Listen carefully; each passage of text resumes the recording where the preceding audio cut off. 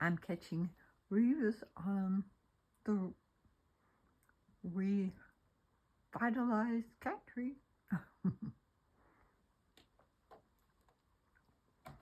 He's having so much fun. And no, I did not put catnip on it.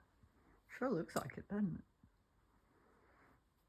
And over here is the super highway, in case you're wondering what the stuff on the wall is. I think he's showing off for somebody. Look at that tail going. Our part Manx cat, according to our vet. Hi, Revus. He's on the very tippy top. The one that he fell off of before while he was sleeping. It's still a little wobbly. It kind of concerns me. Oh, he's hanging up there. So cute. Oh, okay, bye.